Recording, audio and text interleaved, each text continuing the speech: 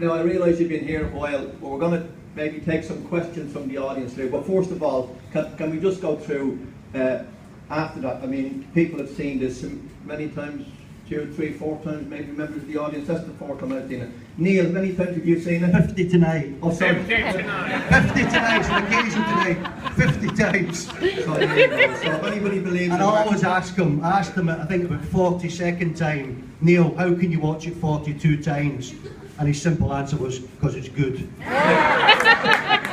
Now, just as a follow-on, Leo, from the film, I bet you can't believe, I mean, you're the most surprised man of all, because you were maybe the most, not say non-believer, but Neil from day one felt that this was BAFTA winning, and he convinced, and you were the least, you were sceptical to say the least, weren't you? I think from the day that Peter Bowker, who was the writer, came to Stoke and met me at the hotel at the station, we sat for about 3 or 4 hours. He said, I want you to tell me all about our man there, Neil.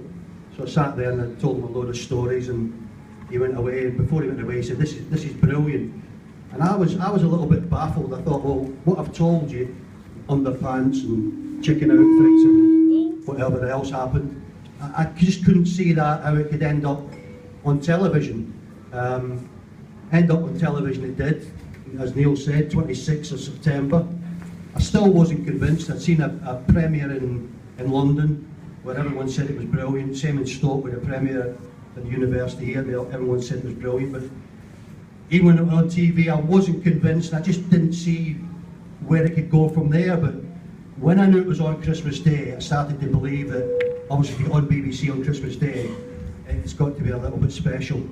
And of course it turned out to be even more special than I thought, because went to the BAFTAs, and on the way down to the BAFTAs I said to Neil, don't get too excited, don't get your hopes built up, because there's 3 other things in contention alongside Marvellous. I didn't want him getting all excited, and of course then we didn't win, but he assured me, as he normally does, that he'd spoken to God and that God had told him he's going to win a BAFTA. I wasn't more convinced by that, but along we went to the BAFTAs, and I've been used to, cup finals. I've been used to Stoke City. I've been used to playing at Manchester United. I wasn't used to the BAFTAs, but Ant and Dec were there, and Lord Sugar and Karen Brady, and the host was Graham Norton.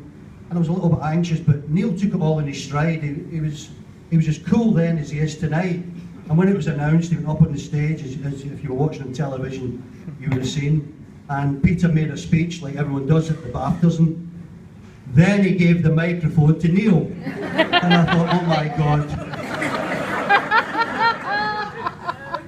Now, when you know Neil, and you put a microphone in front of him, last week when he got the Freedom of Newcastle, somehow or other he got onto David Cameron. And I don't know how he got onto that, but he did. So you never know what's coming. So when they gave him this mic at the BAFTAs, I thought, oh God, what's coming out here? And I've got to be honest, all I remember from it was something about Her Majesty the Queen. And I couldn't get the connection. So when we got backstage, I said, what was that nonsense out there about Her Majesty the Queen? And he just said to me, just thinking ahead, knighthood.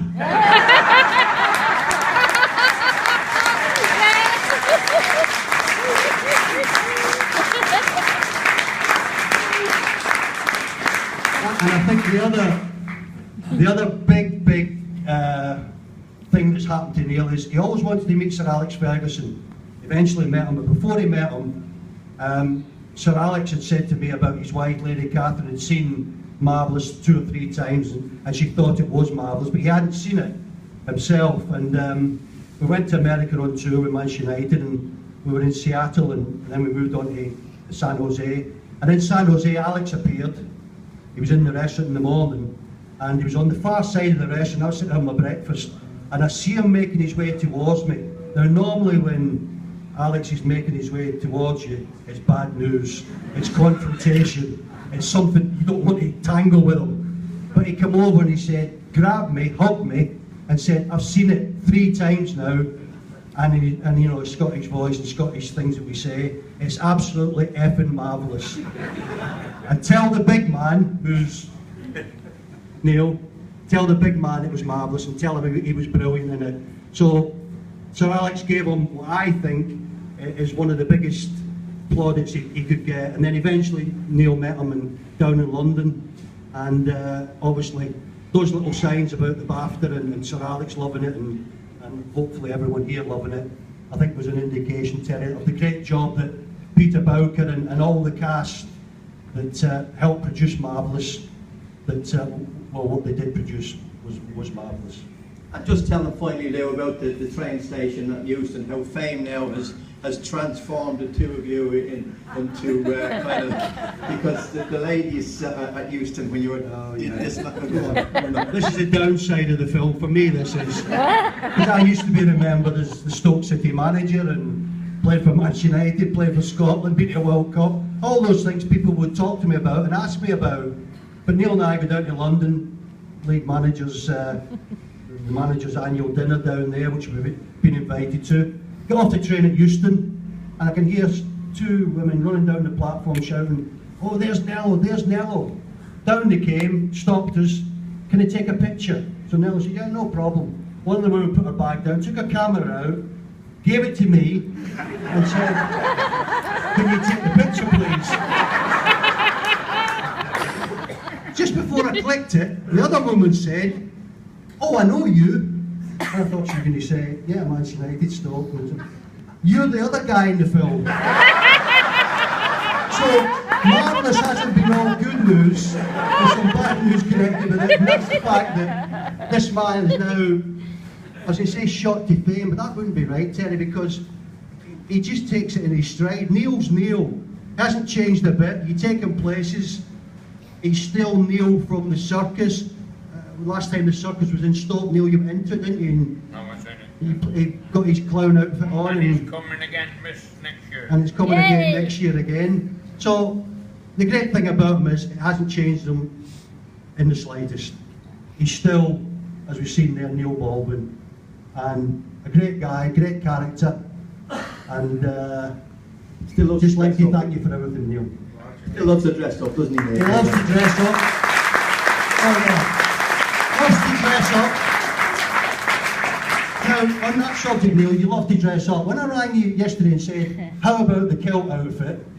why was there a pause for about 10 seconds, and then you said, "Oh, go on then," as though I was twisting your arm? No, I love being in the kilt. Yeah, he loves being in the kilt. He loves being in, as Terry says, he loves being in outfits. And you know, he's a great guy.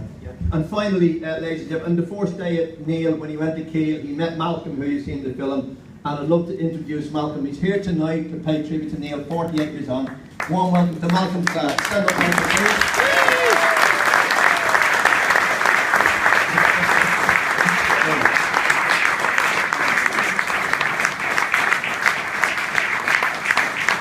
Now, we just have time, I know you have a million stories, Malcolm, just one story that highlights what Neil's about, and then we're going to take some questions from the audience. Karen, how is that? Would that be okay for people to ask a question too? Malcolm, just one that maybe sums them up. I know there's a million, but it's 50 years now. What puzzles me, ladies and gentlemen, is Neil has been manager of Kiel University, Neil Baldwin team for 48 years, and he's never had a sack. That's a remarkable achievement in itself. How many penalties have you scored in last count, Neil? I scored one on Sunday as well, 14 out of 14. 14 out of 14. So I'll tell you, when England come to the shootout in 2016, I know when they come to the penalty shootout, they're going to enlist the services of Neil, because he never misses. 14 out of 14. That's remarkable, isn't it? Yeah. Now, Malcolm, just one quick story sums them up.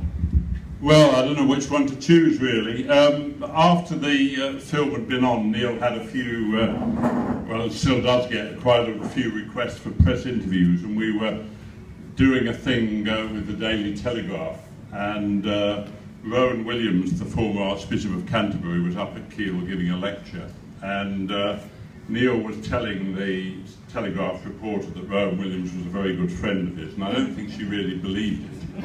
But as we came out of the building, he came out of the chapel and waved to Neil, you know. So he proved it. But then there was a dinner in the evening, and the university had interestingly put me and Neil next to Rowan Williams. I think Neil was a bit annoyed because they put me next to Rowan Williams and Neil next to one. And Rowan Williams was sort of talking, and Neil said, "Oh, I've got a lot of connections with Cambridge." So Neil said, "Well, as a matter of fact, my football teams..."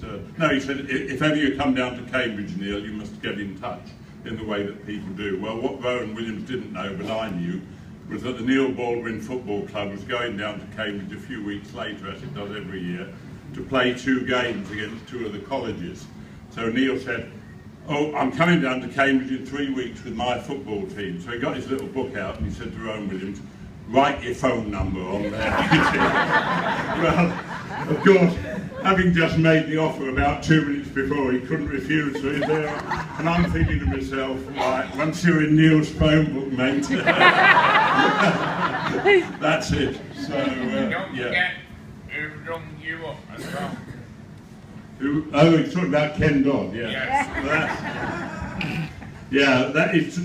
I had a phone conversation with Ken Dodd for the book that some of you may have seen, that we've had out for 2 or 3 months about Neil's life, and Ken was describing it, and he's summed up by saying Neil is a remarkable young man. So, but of course, when you're as old as Ken Dodd is, I suppose you are still young, Neil. I've seen him on Friday night. Oh, there you are. Yes. Thank you, Malcolm. That's a lovely thought.